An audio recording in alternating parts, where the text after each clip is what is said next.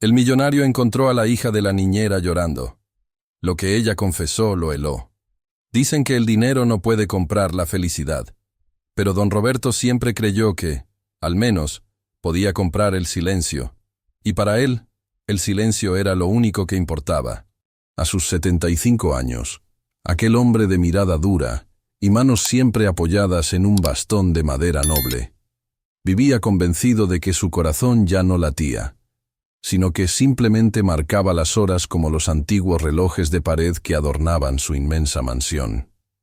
Roberto pensaba que lo había visto todo, que la vida ya no tenía capacidad para sorprenderlo y mucho menos para lastimarlo. Pero estaba muy equivocado.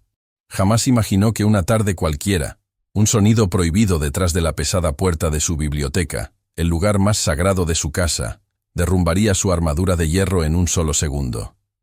Lo que estaba a punto de encontrar allí dentro no era un intruso, ni un ladrón, sino una pequeña niña con los ojos llenos de lágrimas que le diría una verdad capaz de helarle la sangre y cambiar su destino para siempre.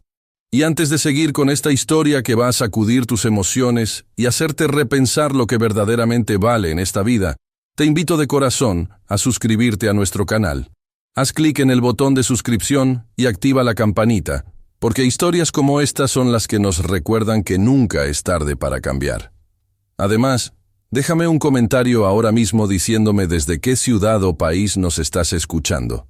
Me encanta leerlas y saber hasta dónde llega nuestra gran familia. Tu apoyo es lo que nos permite seguir creando estos videos con tanto cariño. Ahora sí, volvamos a la mansión de don Roberto. Para entender lo que sucedió aquel día, primero tienen que entender cómo era esa casa.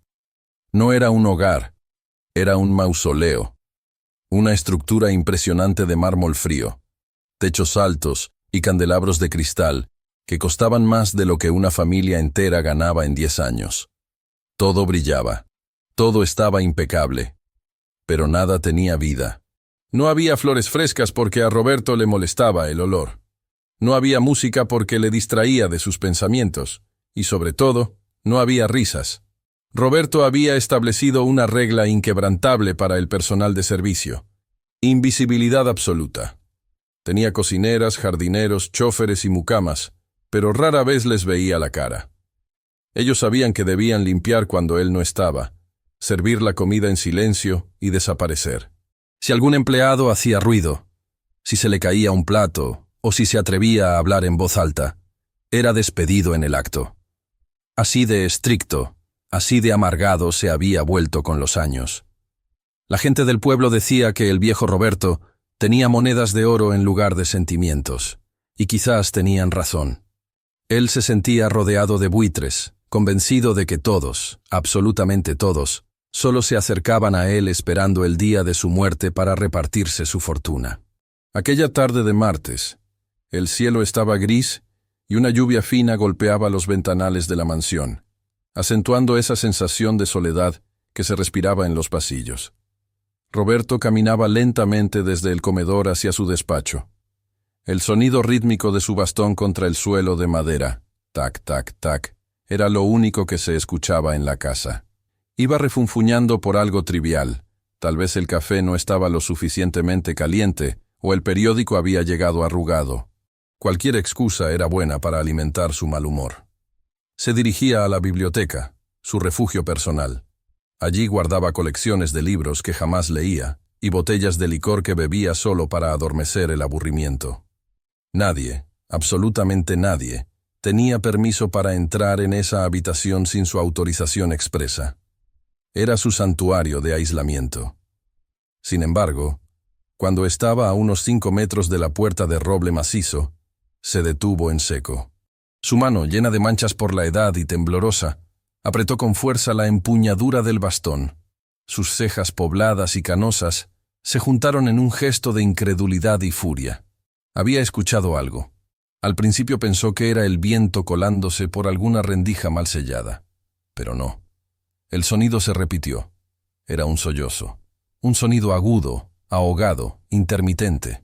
El sonido inconfundible de alguien que intenta llorar en silencio para no ser descubierto, pero cuyo dolor es tan grande que se escapa por la garganta. La sangre de Roberto hirvió. ¿Quién osaba romper la paz de su tarde? ¿Qué empleado imprudente se había atrevido a entrar en su biblioteca y, peor aún, a hacer ese ruido sentimental y patético en su presencia? Seguro es la chica nueva de la limpieza, pensó con desdén. Seguro rompió algo valioso y está ahí lloriqueando antes de que la eche a la calle. Con paso decidido, mucho más rápido de lo que sus piernas cansadas solían permitirle, avanzó hacia la puerta. La ira le daba energía. Ya estaba preparando el discurso de despido en su mente. Ya estaba saboreando la autoridad de gritarle a quien fuera que estuviese ahí dentro, que en su casa no se permitían debilidades. Llegó a la puerta. Giró el pomo dorado con brusquedad y empujó la hoja de madera con violencia, esperando encontrar a una mujer adulta, a una sirvienta asustada. «¿Pero qué significa este escándalo?», bramó Roberto con su voz grave, una voz acostumbrada a dar órdenes y a no recibir réplicas. Pero las palabras se le congelaron en la boca. La escena que tenía delante no era la que esperaba. La inmensa biblioteca estaba en penumbra, iluminada apenas por la luz grisácea que entraba por la ventana. Y allí, en un rincón, agazapada entre un sillón de cuero victoriano y una estantería llena de enciclopedias antiguas, no había una mujer. Había una niña. No debía tener más de 6 o 7 años. Llevaba un vestido sencillo, desgastado, de un color rosa pálido que había visto mejores días, y unos zapatitos que parecían apretarle. Tenía el cabello oscuro y revuelto, y abrazaba sus propias rodillas con tanta fuerza que sus nudillos estaban blancos. Al escuchar el grito de Roberto, la niña levantó la cabeza. El anciano se quedó de piedra. El rostro de la pequeña estaba bañado en lágrimas. Sus ojos grandes y negros estaban rojos e hinchados, y su labio inferior temblaba con un pánico absoluto. Pero había algo más en esa mirada. No era solo miedo a ser regañada. Era una tristeza profunda, antigua, una tristeza que no correspondía a una niña de su edad. Roberto, que había entrado como un león furioso, se sintió de repente desarmado. Nunca había habido niños en esa casa desde hacía décadas. Odiaba a los niños. Le parecían ruidosos, sucios y molestos. Pero ver a esa criatura allí, tan pequeña en medio de tanta opulencia fría, tan vulnerable, le provocó una sensación extraña en el pecho, como una arritmia que no tenía nada que ver con su salud. La niña, al verlo, intentó secarse las lágrimas rápidamente con el dorso de la mano, soltando un hipido involuntario. Se encogió aún más contra los libros, como si quisiera fundirse con la pared y desaparecer. Estaba aterrorizada de aquel gigante con bastón. Roberto dio un paso adelante, ya no con furia, sino con una curiosidad severa. El silencio volvió a la habitación, pero ahora era un silencio denso, cargado de tensión eléctrica. «¿Quién eres tú?», preguntó él, bajando un poco el tono, aunque su voz seguía siendo áspera y gutural. «¿Y qué demonios haces escondida en mi casa?». La niña no respondió de inmediato. Solo lo miró fijamente.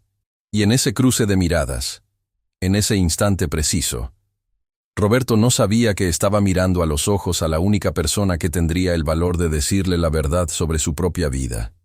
La niña tomó aire, sorbió la nariz, y con una voz que era apenas un susurro tembloroso, se preparó para hablar. Don Roberto esperaba una disculpa, esperaba un «me perdí». Pero lo que estaba a punto de escuchar lo dejaría clavado en el suelo, incapaz de mover un solo músculo. Para comprender el terror que habitaba en los ojos de esa pequeña, tenemos que retroceder unas horas y bajar las escaleras de mármol hasta la cocina. Ese lugar donde el aroma a guiso caliente contrastaba con la frialdad del resto de la casa.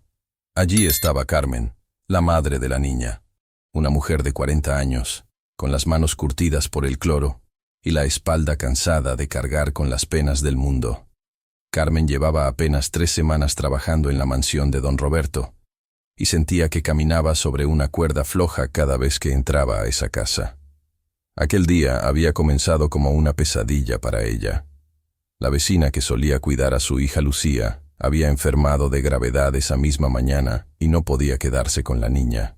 Carmen, viuda y sola en una ciudad inmensa y devoradora, Se vio ante el dilema que muchas madres conocen demasiado bien: o faltar al trabajo y perder el empleo que les daba de comer, o arriesgarse a llevar a su hija a la cueva del lobo.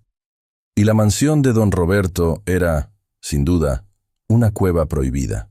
El ama de llaves, una mujer estricta que seguía las órdenes del patrón al pie de la letra, se lo había advertido el primer día. El señor Roberto no tolera interrupciones, no tolera desorden y sobre todo detesta a los niños. Si alguna vez traes problemas a esta casa, no te molestes en volver. Esas palabras resonaban en la cabeza de Carmen mientras fregaba los platos con un nudo en la garganta, rezando en silencio para que Lucía, a quien había escondido furtivamente, no hiciera ni el más mínimo ruido.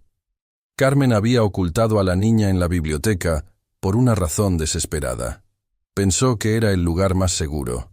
Durante sus 3 semanas de trabajo, jamás había visto al viejo entrar allí. Pensó que era solo un cuarto de adorno, un museo de libros olvidados donde su hija podría estar quieta, invisible, como ella misma intentaba ser. Antes de cerrar la puerta, se había agachado a la altura de los ojos de Lucía, le había acariciado la mejilla con ternura y le había suplicado: «Mi amor, por favor, juega aquí calladita. Imagina que somos espías y nadie puede saber que existimos. Si el Señor te ve, nos quedamos sin casa y sin comida. ¿Me lo prometes?» Lucía, con la madurez prematura que la pobreza otorga a los niños, había asentido sin rechistar. Se sentó en el suelo, abrazó sus piernas y se dispuso a esperar las 8 horas más largas de su corta vida. Pero el destino es caprichoso y cruel. Justo ese día, la soledad de Roberto le había pesado más de la cuenta y había decidido buscar refugio en sus viejos libros, rompiendo la rutina y destapando el secreto de Carmen. Mientras Roberto miraba a la niña en la biblioteca, ajeno a todo el drama que ocurría en la cocina, su mente intentaba procesar la situación. No veía a una niña asustada, veía una violación a sus reglas, una mancha en su impoluta soledad. «Te he hecho una pregunta», repitió Roberto, golpeando suavemente el suelo con el bastón. «¿Quién te dejó entrar aquí? ¿Dónde están tus padres?» La niña tragó saliva. Sabía que no podía mentir, pero también sabía que la verdad condenaría a su madre. El miedo la paralizaba, pero bajo ese miedo había una dignidad extraña, una luz que Roberto no había visto en años.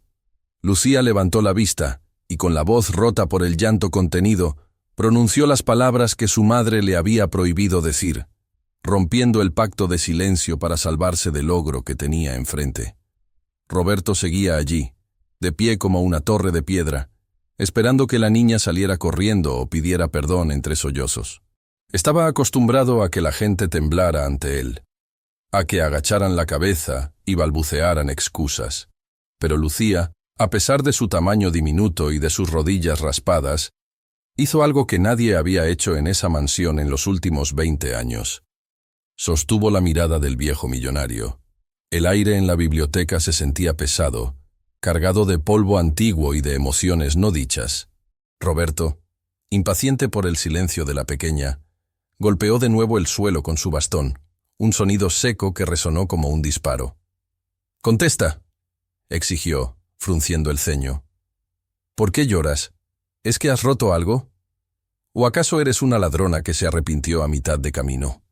Habla ahora, o llamaré a la policía para que te saquen de aquí». La amenaza de la policía solía ser suficiente para aterrar a cualquiera, pero Lucía no se movió. Se limpió la nariz con la manga de su vestido gastado y negó lentamente con la cabeza. Sus ojos negros, todavía húmedos, brillaban con una intensidad que descolocó a Roberto. «Y antes de que escuches lo que esta pequeña le dijo al hombre más temido de la ciudad, quiero pedirte un favor muy especial. Si esta historia ya te está tocando el corazón, te invito a que te unas a nuestra comunidad. Estamos luchando por llegar a nuestra meta de 10.000 suscriptores, y tu ayuda es vital para lograrlo. Es muy fácil, solo tienes que buscar el botón rojo que dice «Suscribirse» aquí abajo, darle clic y activar la campanita. Hazlo ahora y sé parte de esta familia. Además, me encantaría saber desde qué rincón del mundo nos acompañas hoy. Escribe en los comentarios el nombre de tu ciudad para poder saludarte. Volviendo a ese momento crucial en la biblioteca, Roberto comenzaba a sentirse incómodo. La niña no actuaba como una culpable. No había rastro de malicia en su rostro, solo una pena inmensa. «No soy una ladrona, señor», dijo Lucía finalmente. Su voz era dulce, pero firme, como una campanita de cristal. «Y no he roto nada de sus cosas». «Entonces», insistió Roberto, bajando ligeramente la guardia, confundido. «¿Por qué ese llanto? Si nadie te ha hecho nada, ¿por qué te escondes aquí a llorar como una Magdalena?» Lucía se puso de pie lentamente. Era tan bajita que apenas le llegaba a la cintura a Roberto. Dio un paso hacia él, ignorando el gesto defensivo del anciano, y lo miró con una compasión que a Roberto le pareció insultante al principio. «Lloro por usted, señor», confesó la niña. Roberto parpadeó, atónito. ¿Había escuchado bien? Soltó una risa seca, sarcástica y cruel. «¿Por mí?», se burló. «¿Y se puede saber qué te importa a ti mi vida, moco de pavo? Yo tengo todo lo que quiero. No necesito las lágrimas de una niña entrometida». «No es verdad», replicó Lucía, y su tono se volvió serio, casi solemne. «Mi mamá dice que los ojos son las ventanas de la casa del alma, y cuando usted entró gritando, yo vi sus ojos». Roberto sintió un escalofrío recorrerle la espalda. Quiso mandarla a callar, quiso echarla, pero las palabras se le atascaron en la garganta. Estaba paralizado por la sinceridad brutal de esa criatura. «¿Y qué viste, según tú?», preguntó él, con un hilo de voz que no reconoció como suyo. Lucía se acercó un poco más, sin miedo al bastón, sin miedo al hombre rico. «Vi que su casa del alma está vacía, señor. Está oscura y fría, como esta habitación.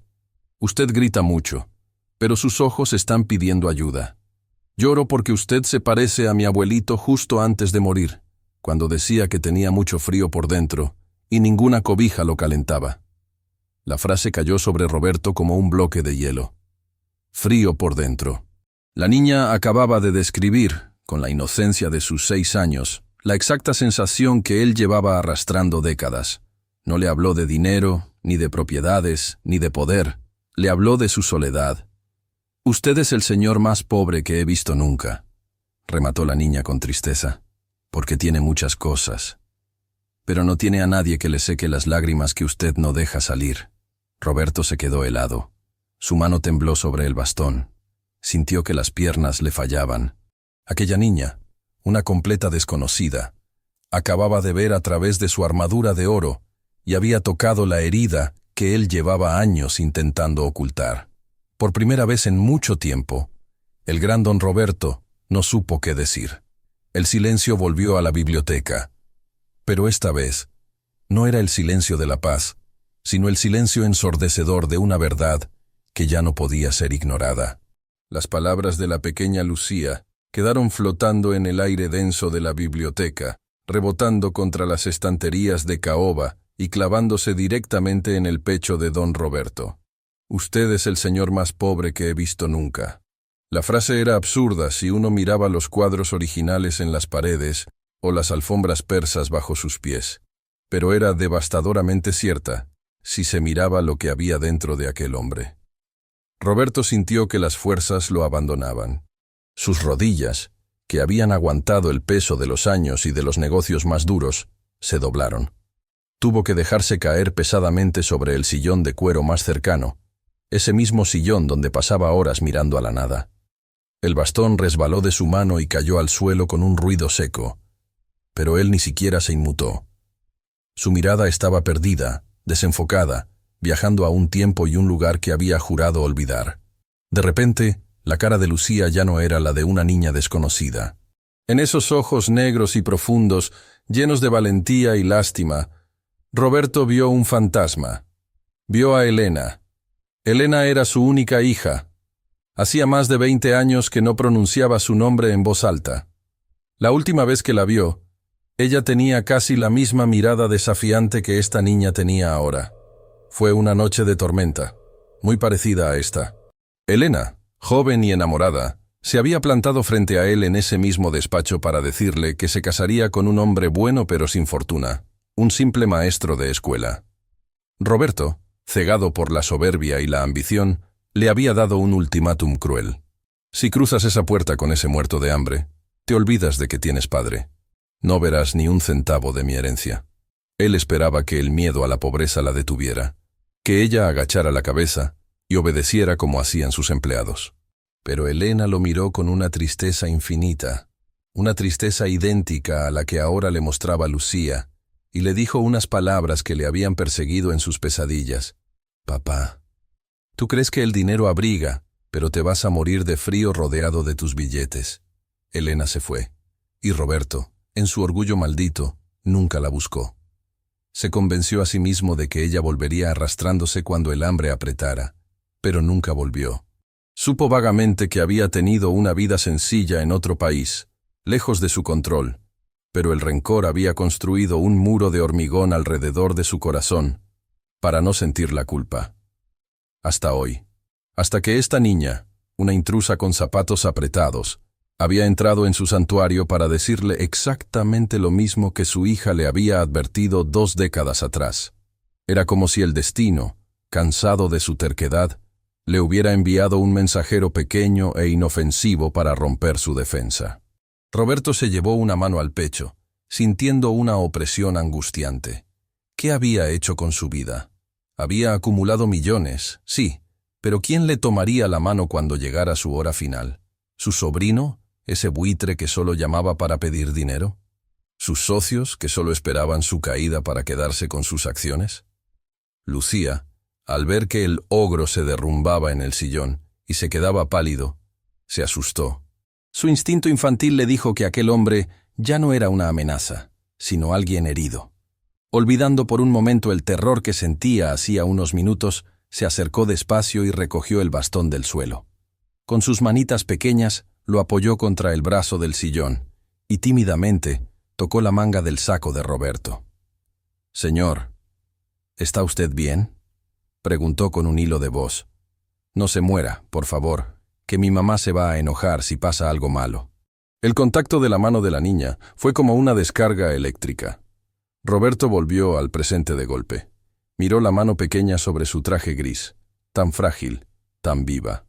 Tragó saliva, intentando recomponer su máscara de dureza, pero las grietas ya eran demasiado grandes. «No me estoy muriendo, todavía», murmuró Roberto con la voz ronca y cansada. Se aclaró la garganta y, haciendo un esfuerzo sobrehumano, intentó recuperar su autoridad, aunque ahora sonaba fingida. «¿Cómo te llamas, niña?»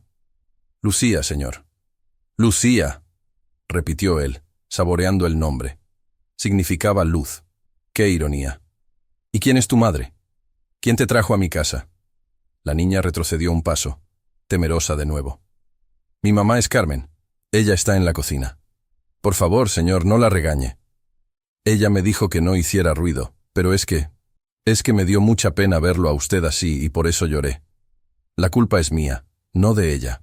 La lealtad de la niña hacia su madre conmovió a Roberto en un lugar que creía muerto. Esa pequeña estaba dispuesta a asumir la culpa para proteger a su mamá. Él, en cambio, había sacrificado a su propia hija por proteger su ego. La comparación lo hizo sentir miserable, pequeño, sucio. Roberto suspiró profundamente, un suspiro que pareció vaciar sus pulmones de años de aire viciado. Miró el reloj de pared. Faltaba poco para que su sobrino llegara, como solía hacer una vez al mes para verificar que todo estuviera en orden. Si encontraba a la niña allí, armaría un escándalo. Y por primera vez en su vida, a Roberto no le importó el orden, sino la justicia. «Escúchame bien, Lucía», dijo Roberto, inclinándose hacia ella, ya no con furia, sino con una seriedad cómplice. «Nadie puede saber que hemos hablado. Si alguien pregunta, tú no has visto mis ojos, y yo no he visto tus lágrimas. ¿Entendido?» La niña asintió vigorosamente, con los ojos muy abiertos. «Ahora, quédate ahí quieta. No hagas ni un solo ruido». Roberto no sabía por qué lo hacía. Podría haber llamado al ama de llaves, podría haberlas despedido a las 2 y volver a su amarga soledad. Pero algo en la mirada de Lucía le impedía hacerlo. Era como si, al echarla a ella, estuviera echando a Elena por segunda vez, y esta vez, su conciencia no se lo permitiría. Sin saberlo, la pequeña intrusa acababa de ganar su primera batalla en aquella mansión de hielo, abriendo una puerta que Roberto no sabía cómo volver a cerrar. Así comenzaron los días más extraños y secretos que aquella mansión había vivido en décadas. Se estableció una rutina clandestina, un pacto silencioso entre el viejo millonario y la pequeña hija de la niñera. Mientras Carmen se dejaba la piel fregando los pisos de mármol y sacando brillo a la platería en la planta baja, ajena a todo, Lucía se escabullía silenciosamente escaleras arriba, hacia la biblioteca. Ya no iba con miedo, sino con esa curiosidad infinita que solo tienen los niños. Y Roberto, el hombre que antes despedía a quien osara respirar fuerte cerca de su puerta, ahora se encontraba mirando el reloj impaciente, esperando que la manija girara y apareciera aquella cabecita despeinada. Aquellas tardes se convirtieron en una escuela para Roberto, pero no una donde él enseñaba, sino donde él aprendía. Él, que había cerrado negocios millonarios en Nueva York y Londres, se sentía como un alumno de primer grado ante la sabiduría simple de Lucía. Una tarde lluviosa, la diferencia entre sus dos mundos se hizo dolorosamente evidente. Roberto estaba sentado en su sillón, rodeado de lujos. Sobre una mesita auxiliar, una empleada había dejado una bandeja de plata con pasteles finos importados de Europa, intactos. Lucía entró, sacó de su bolsillo un pequeño envoltorio de servilleta de papel y se sentó en la alfombra persa a los pies del anciano. «¿Qué tienes ahí?», preguntó Roberto, mirando con desdén el papel arrugado. «Es mi merienda», dijo ella con naturalidad, desenvolviendo medio pan dulce, un pedazo de pan duro y sencillo que su mamá le había guardado del desayuno. «¿Quiere un poquito?». Roberto soltó una risa incrédula. «Niña, tengo pasteles de chocolate suizo ahí mismo. ¿Por qué querría yo ese pedazo de pan viejo?». Lucía se encogió de hombros y le dio un mordisco a su pan con gusto. «Porque el chocolate se ve bonito, pero usted no se lo ha comido. Está ahí solo, enfriándose. Mi pan está rico porque mi mamá me lo dio con un beso antes de empezar a trabajar. Las cosas saben mejor cuando te las dan con cariño, don Roberto». El anciano se quedó callado. Miró los pasteles perfectos y brillantes, y luego miró el pan humilde en las manos de la niña. Sintió un nudo en el estómago. Hacía años que nadie le daba nada con cariño. Todo lo que recibía era por obligación o por interés. «Además», continuó Lucía, mirando alrededor de la inmensa habitación llena de estatuas y cuadros caros, «su casa es muy rara». «¿Rara? Es una mansión histórica, pequeña e ignorante. Vale millones». «Puede ser», dijo ella sin inmutarse, «pero es una casa pobre». Roberto se enderezó, ofendido. «¿Pobre? ¿Tienes idea de cuánto cuesta esa lámpara? Podría comprar tu barrio entero». «No hablo de dinero», explicó Lucía con paciencia, como si le explicara algo obvio a un niño. «Digo que es pobre porque está vacía. En mi casa, que es chiquita, y el techo a veces gotea, somos ricos, porque cuando cenamos, nos reímos. Aquí hay mucho eco, don Roberto. El eco es lo que queda cuando el amor se va». Roberto sintió que le faltaba el aire. Esa frase, «el eco es lo que queda cuando el amor se va», se le clavó como una daga. Miró su reflejo en la ventana oscura. Un viejo solo en una torre de marfil.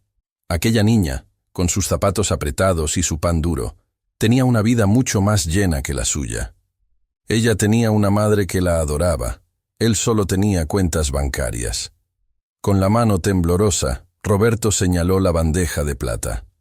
Tráeme un pedazo de tu pan», murmuró con la voz quebrada. Lucía sonrió, partió su humilde merienda a la mitad y le ofreció el trozo más grande. Roberto se lo llevó a la boca. Estaba seco, sí, pero le supo a gloria. Le supo a humanidad. Y en ese instante, compartiendo migajas con la hija de su empleada, Roberto se sintió menos pobre que en los últimos 20 años. Lo que no sabía era que esa pequeña burbuja de paz estaba a punto de reventar, porque la verdadera crueldad, la que lleva su misma sangre, ya estaba subiendo las escaleras. La paz, lamentablemente, es un lujo que dura poco en las casas donde la ambición ha echado raíces. Aquella burbuja de inocencia que Roberto y Lucía habían construido durante las últimas semanas Esa pequeña isla de humanidad entre libros viejos y migajas de pan estaba a punto de ser destruida por la única cosa más fuerte que la soledad, la codicia. Todo sucedió una tarde de jueves. El cielo estaba despejado, pero en el interior de la mansión el aire se volvió irrespirable en cuestión de segundos. Roberto estaba en su sillón, escuchando cómo Lucía le leía un cuento con dificultad, tropezando con las palabras largas, lo que le provocaba al anciano una sonrisa genuina, algo que no había sentido en su rostro en años. Pero esa sonrisa se borró de golpe cuando escucharon el rugido de un motor deportivo en la entrada principal, seguido por el portazo seco y autoritario que Roberto conocía demasiado bien. Era Gustavo, su sobrino, el único pariente que le quedaba, o mejor dicho, el único que rondaba la mansión como un buitre impaciente, esperando que la naturaleza hiciera su trabajo para heredar el imperio. Gustavo no era un hombre malo por naturaleza, pero el dinero fácil lo había podrido.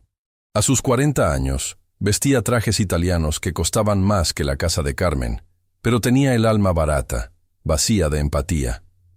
Gustavo no llamó a la puerta, nunca lo hacía.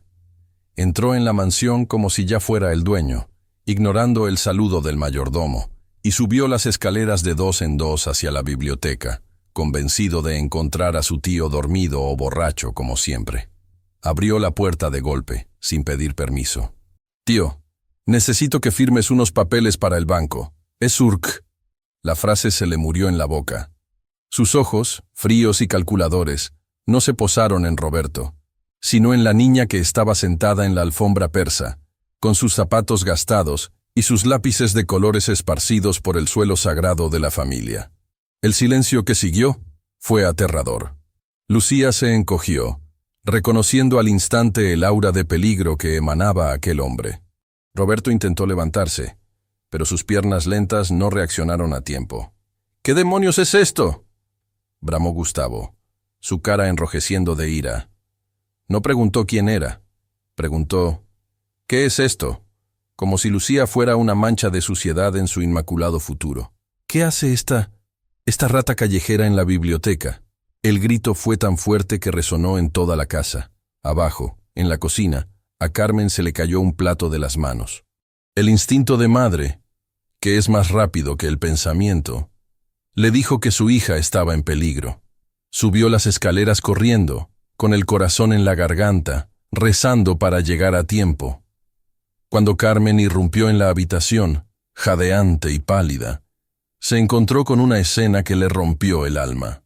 Gustavo tenía a Lucía agarrada por el brazo, levantándola del suelo con brusquedad, mientras la niña lloraba aterrorizada. «¡Suelte a mi hija!», gritó Carmen, olvidando por un momento que era la empleada, olvidando las jerarquías. Solo era una madre defendiendo a su cría. Gustavo soltó a la niña con un gesto de asco, como si hubiera tocado algo contagioso, y se limpió la mano en su pantalón de seda. Se giró hacia Carmen, con una mirada cargada de veneno. «Ah, así que es tuya», dijo Gustavo, escupiendo las palabras con desprecio. Debería haberlo imaginado. La sirvienta y su prole. ¿Qué se creen que es esto? Una guardería de caridad. Carmen corrió a abrazar a Lucía, protegiéndola con su cuerpo, temblando de pies a cabeza. «Perdón, señor, perdón. No tenía con quién dejarla. Fue una emergencia. Ella no ha hecho nada malo». «¿Nada malo?», interrumpió Gustavo riendo con crueldad. «Han invadido la privacidad de mi tío. Se están aprovechando de un anciano senil para sacarle dinero. Lo he visto en las noticias. Mujeres como tú que se meten en las casas de los viejos ricos, usan a sus hijos para dar lástima y luego, ¡zas!, se quedan con la herencia. Son unas parásitas». Las palabras dolían más que golpes. Carmen bajó la cabeza, humillada, con las lágrimas corriendo por sus mejillas. Lucía, abrazada a la pierna de su madre, miraba a Gustavo con terror absoluto. «¡Lárguense ahora mismo!», gritó Gustavo, señalando la puerta con un dedo acusador. «Y den gracias que no llamo a la policía para que las revisen antes de salir, porque seguro se han robado algo. Fuera de esta casa. Están despedidas». Gustavo se sentía poderoso, el dueño de la moral y la propiedad. Se giró hacia Roberto, esperando la aprobación de su tío, esperando que el viejo le agradeciera por haber sacado a la basura. Pero lo que Gustavo no sabía era que, al atacar a esa niña y a esa madre, no estaba protegiendo a Roberto. Estaba despertando a un gigante que llevaba dormido 20 años. La humillación de Carmen y el llanto de Lucía habían encendido una chispa en el pecho del anciano. Una chispa que estaba a punto de convertirse en un incendio. El tiempo pareció detenerse en aquella habitación. Carmen, con la cabeza baja y el orgullo hecho pedazos, tomó la mano de su hija y dio media vuelta hacia la puerta. No iba a suplicar. La pobreza le había enseñado que la dignidad es lo único que no te pueden quitar a menos que tú lo entregues, y ella no iba a permitir que ese hombre cruel viera sus lágrimas ni un segundo más. Lucía, sin embargo, miró hacia atrás una última vez, buscando los ojos de su amigo, el viejo Roberto, con una expresión de despedida que gritaba: ¿Tú también vas a dejar que nos traten así? Gustavo sonreía, satisfecho. Se sentía el héroe de la jornada, el guardián del patrimonio familiar que acababa de librar a su tío de unas sanguijuelas. Se ajustó el nudo de la corbata y se giró hacia el anciano. Ya está, tío, problema resuelto. Mañana mismo te traigo una agencia de limpieza profesional, gente que sepa cuál es su lugar, y no traiga... Hizo un gesto de asco. Mascotas a la casa. Pero Roberto no estaba mirando a su sobrino. Roberto estaba mirando la espalda encorvada de Carmen y los zapatitos de Lucía alejándose. Y en ese instante, algo se rompió dentro de él. No fue un hueso, ni una arteria. Fue el dique que contenía años de silencio y sumisión ante las expectativas de su familia. Un golpe seco y brutal resonó en la madera del suelo.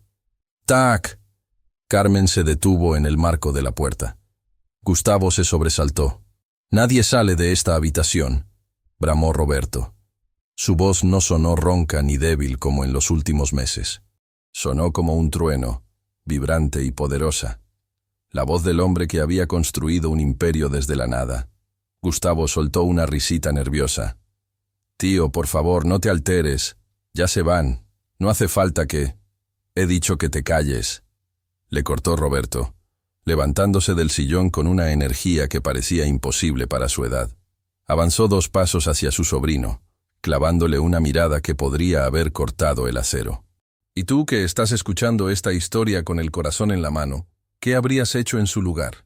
¿Te habrías quedado callado para evitar problemas con tu familia o habrías defendido lo que es justo aunque te costara una pelea?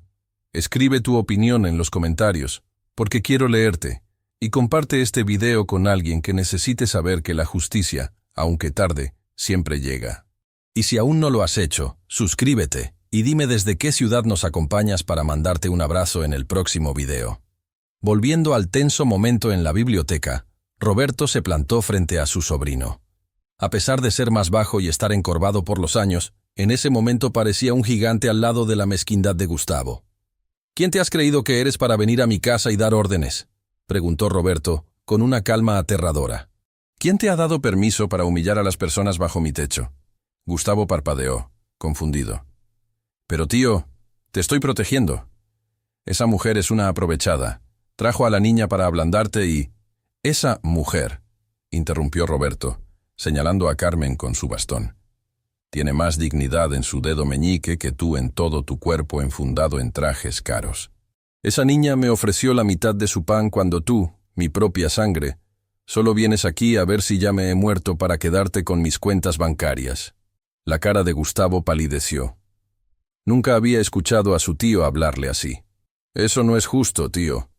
Yo soy tu familia». «La familia no es la sangre, Gustavo.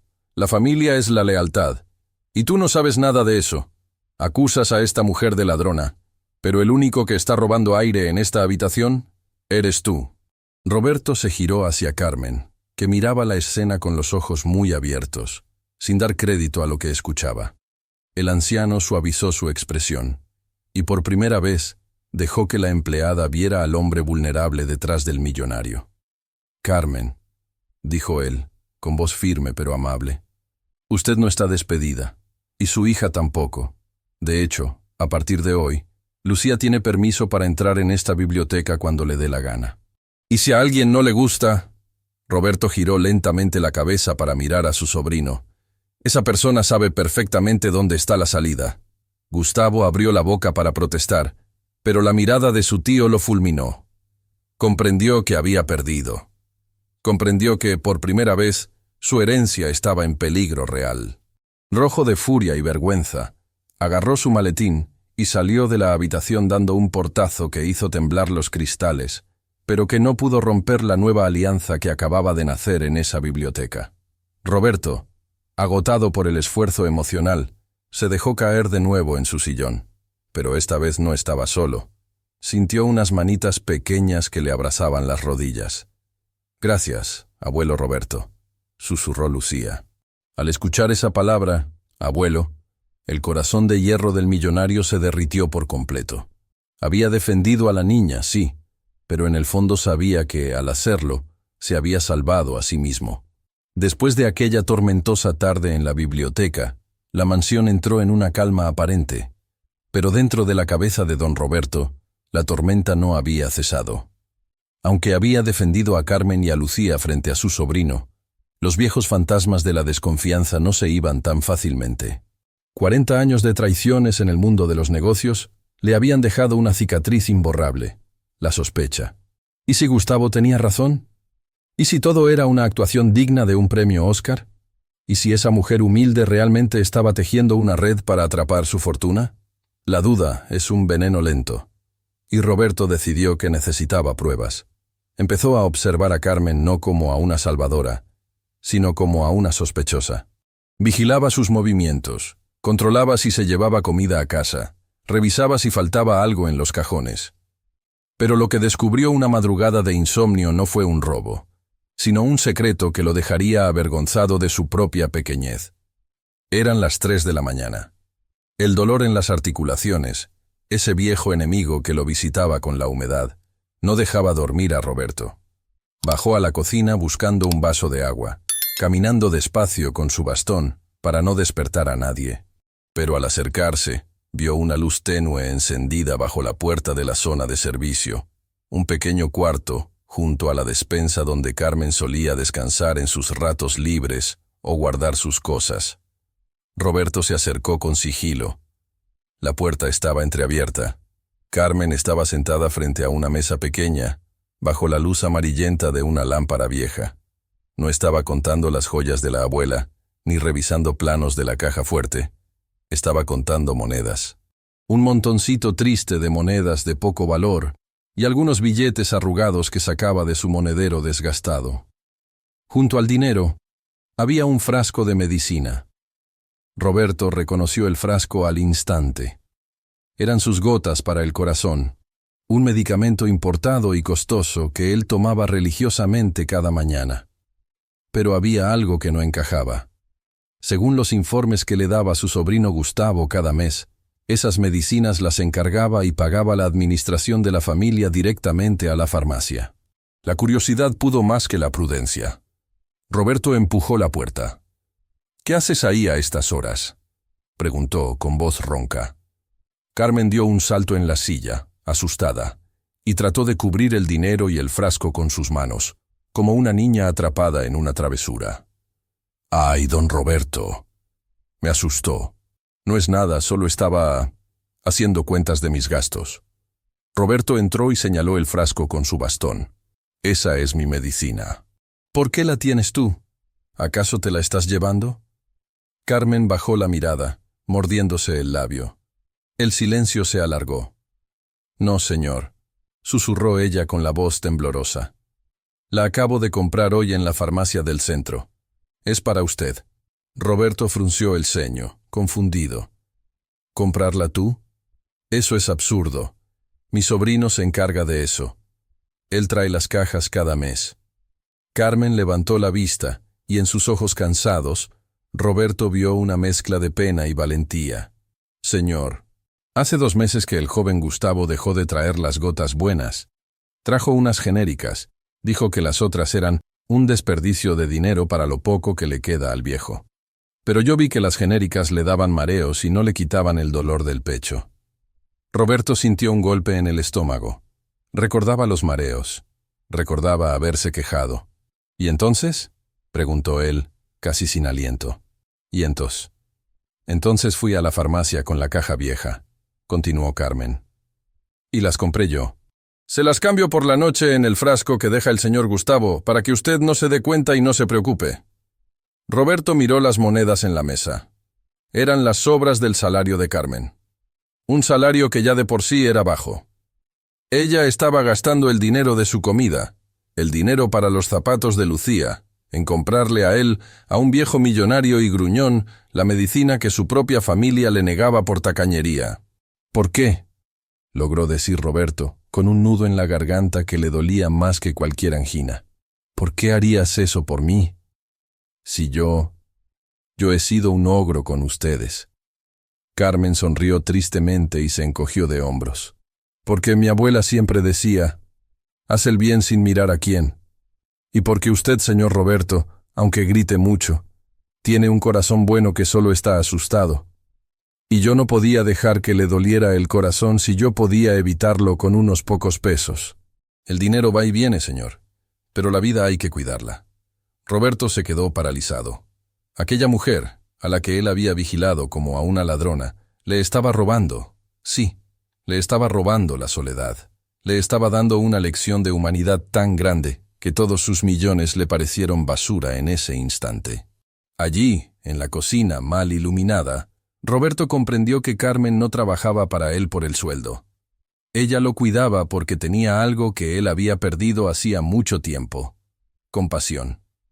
Y ese descubrimiento lo hizo llorar, no por fuera, sino por dentro, un llanto de gratitud que empezó a limpiar años de amargura.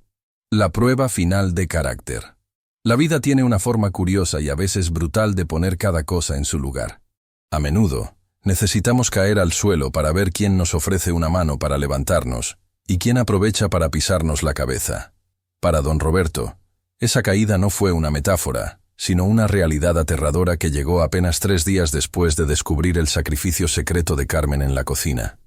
Fue una mañana gris. Roberto intentaba bajar las escaleras para desayunar, cuando su pecho, cansado de latir con amargura durante tantos años, decidió detenerse por un segundo eterno. El bastón rodó escaleras abajo, seguido por el cuerpo pesado del anciano. Todo se volvió negro. Cuando Roberto abrió los ojos, no sabía si habían pasado horas o días. Ya no estaba en el suelo frío, sino en su inmensa cama con dosel, rodeado de máquinas que pitaban rítmicamente y un olor penetrante a alcohol y medicina. Se sentía débil, como si su cuerpo fuera de trapo, incapaz de mover un solo dedo. Pero sus oídos funcionaban a la perfección, y lo que escuchó en ese momento de vulnerabilidad le terminaría de abrir los ojos para siempre. A la derecha de su cama, escuchó la voz de Gustavo. Su sobrino no estaba rezando, ni llorando, ni preguntando al médico si había esperanza.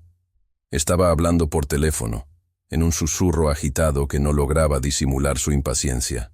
Sí, el notario tiene que venir ya. No se ha muerto todavía, pero el médico dice que fue un infarto fuerte. Puede que no pase de la noche. Necesito que traigas el poder general para que lo firme en cuanto despierte. O si no, todo esto quedará congelado en los juzgados meses. Sí, ya sé. Estoy cuidando que nadie entre. Roberto cerró los ojos de nuevo, sintiendo una lágrima caliente y dolorosa resbalar por su sien. Ahí estaba la verdad desnuda. Su propia sangre, el hijo de su hermana, estaba calculando los tiempos de su muerte como si fuera una transacción bursátil. Para Gustavo, él no era un tío, era un obstáculo entre su billetera y la herencia, pero entonces sintió algo más. En el lado izquierdo de la cama, una calidez suave le envolvía la mano izquierda. Alguien le sostenía los dedos arrugados con una delicadeza infinita, acariciando su piel de papel con el pulgar. Roberto giró la cabeza con esfuerzo, apenas unos milímetros. Y allí estaba ella, Lucía. La niña tenía los ojos rojos de tanto llorar, pero no se movía de su lado. No estaba jugando con el teléfono, ni mirando las joyas de la mesita de noche. Estaba concentrada en él, transmitiéndole vida a través de sus manitas. Detrás de ella, en una silla, Carmen rezaba el rosario en voz baja, con una devoción sincera, pidiendo no por la herencia, sino por la salud del hombre que, hasta hacía poco, las trataba con indiferencia. «No te vayas, abuelo Roberto», susurró Lucía, pegando su frente a la mano del anciano. «Todavía no terminamos el cuento. Y mi mamá hizo sopa. Tienes que despertar para tomar la sopa». Esa frase simple, «tienes que despertar para tomar la sopa», tenía más amor que todos los discursos de cumpleaños que Gustavo le había dado en 40 años. En ese momento, Gustavo colgó el teléfono y se acercó a la cama. Al ver que Roberto tenía los ojos entreabiertos, su expresión cambió instantáneamente a una máscara de falsa preocupación. «Tío, gracias a Dios», exclamó, acercándose con unos papeles en la mano. «Nos diste un susto de muerte. Mira, el médico dice que necesitas reposo absoluto y que no puedes ocuparte de los negocios por un tiempo. Por tu bien, firma esto rapidito aquí. Es solo para que yo pueda pagar las cuentas del hospital y...» Gustavo intentó ponerle un bolígrafo en la mano débil, pero Roberto no lo tomó. Con una fuerza que le venía del alma, apretó la mano de la pequeña Lucía y miró a su sobrino. No podía hablar bien todavía, su lengua estaba pesada, pero sus ojos gritaron lo que su voz no podía. Roberto cerró el puño, rechazando el bolígrafo. Negó con la cabeza, muy despacio. «Pero tío, es urgente», insistió Gustavo, perdiendo la paciencia. Entonces, Lucía se levantó. Pequeña como era, se puso entre el hombre codicioso y la cama del enfermo. «Dijo que no», dijo la niña con firmeza. «Déjelo descansar. ¿No ve que está cansado?» Gustavo la miró con odio, a punto de apartarla de un empujón. Pero la mirada de Roberto, fija en él, lo detuvo. Era una mirada de sentencia. Gustavo comprendió, con un terror frío, que su tío había escuchado la llamada, que su tío sabía. Roberto soltó el aire de sus pulmones y volvió a mirar a la niña. En ese lecho de dolor, había tomado la decisión más importante de su vida. Ya sabía quién merecía sentarse a su mesa y quién merecía quedarse fuera, en el frío.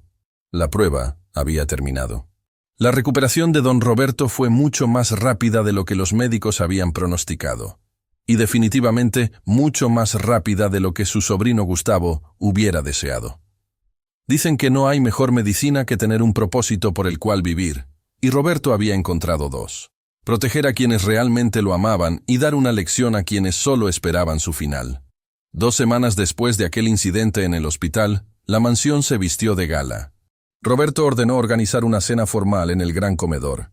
Ese salón inmenso con mesa de caoba para 12 personas que no se usaba desde hacía años. Las instrucciones fueron precisas: la mejor vajilla, las copas de cristal de Bohemia y los candelabros de plata encendidos. Gustavo llegó puntual, acompañado de su esposa, una mujer tan altiva y superficial como él. Ambos vestían sus mejores ropas de marca, convencidos de que esa noche se celebraría el traspaso oficial de los poderes y la fortuna. Gustavo se frotaba las manos, imaginando que el viejo finalmente anunciaría su retiro y lo nombraría administrador único de todos sus bienes. «Pórtate bien con el viejo», le susurró Gustavo a su mujer al entrar. «Hoy es la noche. Seguro quiere formalizar todo antes de que le dé otro infarto». Entraron al comedor con paso de dueños. Roberto ya estaba allí, de pie frente a la chimenea, apoyado en su bastón, pero con una postura erguida que irradiaba una autoridad renovada. Su traje oscuro estaba impecable, y su barba, recién recortada, le daba un aire de patriarca bíblico. «Buenas noches, tío», dijo Gustavo con una sonrisa exagerada, avanzando para darle un abrazo falso. «Qué alegría verte tan recuperado. La casa se ve magnífica». Roberto aceptó el saludo con frialdad, sin devolver la sonrisa. «Siéntense», ordenó con voz calmada. Gustavo se dirigió inmediatamente a la silla que estaba a la derecha de la cabecera, el lugar de honor reservado tradicionalmente para el heredero. Su esposa iba a sentarse a la izquierda. «No», dijo Roberto, deteniéndolos con un gesto seco de su mano. «Esos lugares no son para ustedes». Gustavo se quedó paralizado, con la mano en el respaldo de la silla. «¿Cómo?», Preguntó soltando una risita nerviosa. Tío, somos tu única familia. ¿Quién más va a sentarse aquí? ¿El abogado? Roberto no respondió. En su lugar, miró hacia la puerta de servicio que conectaba con la cocina y asintió levemente. La puerta se abrió y entraron Carmen y Lucía. Pero no llevaban sus uniformes de trabajo ni ropa vieja. Llevaban vestidos nuevos, sencillos pero elegantes, que Roberto había mandado comprar esa misma semana. Lucía parecía una pequeña princesa con un lazo en el pelo, y Carmen, aunque visiblemente nerviosa y sonrojada, caminaba con una dignidad que iluminaba la habitación. Gustavo y su esposa abrieron la boca, indignados. «Esto es una broma», estalló Gustavo, tirando la servilleta sobre la mesa. «¿Vas a sentar a la sirvienta y a su mocosa en nuestra mesa? Esto es un insulto, tío. Esta gente huele a cocina». «Cuidado con lo que dices, Gustavo», advirtió Roberto, y su voz bajó un tono, volviéndose peligrosa. «Porque estas personas a las que desprecias son las únicas que han evitado que yo muera de hambre en esta casa». «¿De qué hablas?», gritó el sobrino. «Si tienes la despensa llena de comida gourmet». «Hablo de hambre de verdad», respondió Roberto, caminando lentamente hacia Carmen. Con una caballerosidad que dejó a todos mudos, el millonario retiró la silla de la cabecera, su propia silla, y la ofreció a Carmen. «Hablo del hambre de cariño, de lealtad y de honestidad. Tú, Gustavo, me mirabas y veías un signo de dólar». Ellas me miraron y vieron a un ser humano. Roberto hizo que Carmen se sentara en la cabecera de la mesa, y luego levantó a Lucía y la sentó en sus propias piernas, en el lugar de honor. «Esta noche», anunció Roberto, mirando fijamente a los ojos de su sobrino, «se celebra el banquete de la dignidad, y en esta mesa, la jerarquía no la dicta la sangre ni el apellido, sino la bondad del corazón.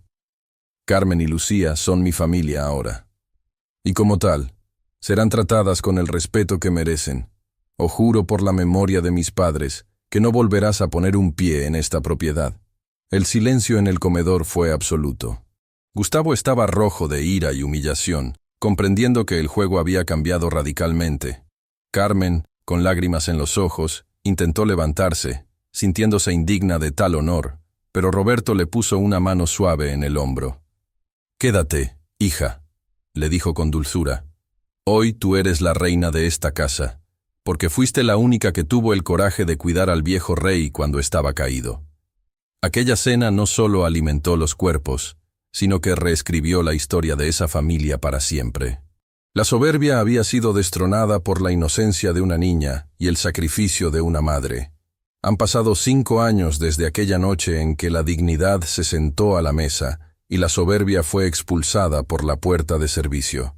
Si hoy pasaras frente a la mansión de don Roberto, no reconocerías aquel lugar que antes parecía un mausoleo de piedra fría. Ahora, las ventanas están siempre abiertas, dejando entrar el sol y el aire fresco.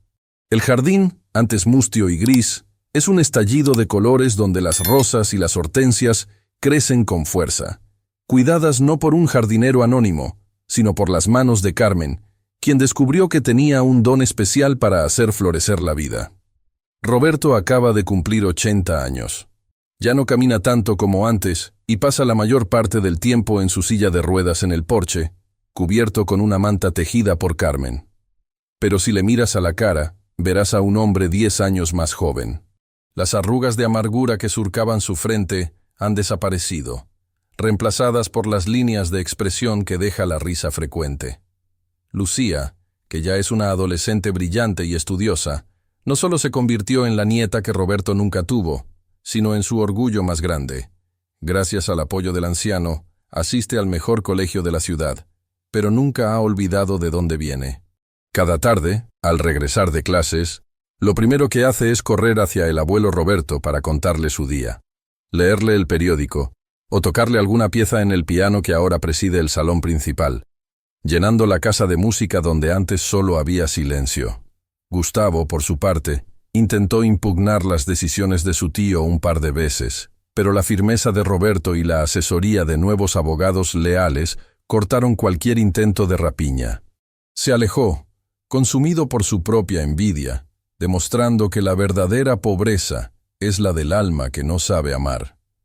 Una tarde de domingo, mientras el sol se ponía tiñendo el cielo de naranja y violeta, Roberto llamó a Carmen y a Lucía.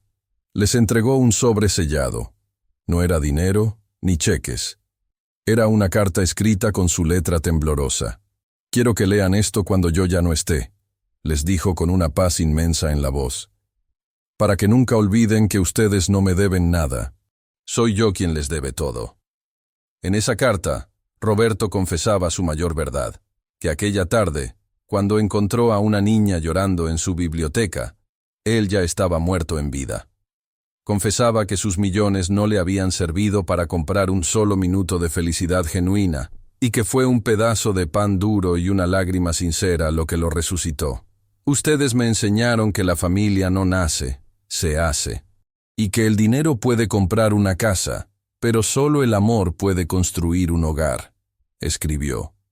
Roberto cerró los ojos esa tarde rodeado del perfume de las flores y del cariño de sus 2 ángeles guardianes, sabiendo que, cuando le tocara partir, no se iría solo ni con frío. Se iría con el corazón lleno, habiendo aprendido la lección más importante de todas. Esta historia nos deja una enseñanza profunda que quiero que guardes en tu corazón hoy. No importa cuántos errores hayas cometido en el pasado o cuán solo te sientas. Mientras haya vida, hay oportunidad de redención. A veces, la ayuda viene en el envase más inesperado, como una niña pequeña o una mano amiga en el momento de mayor oscuridad. La verdadera riqueza no es lo que tienes en el bolsillo, sino a quién tienes a tu lado cuando todo lo demás falla. Sé amable, porque nunca sabes qué batalla está librando la persona que tienes enfrente. Y recuerda que un simple acto de bondad puede cambiar el destino de una vida entera.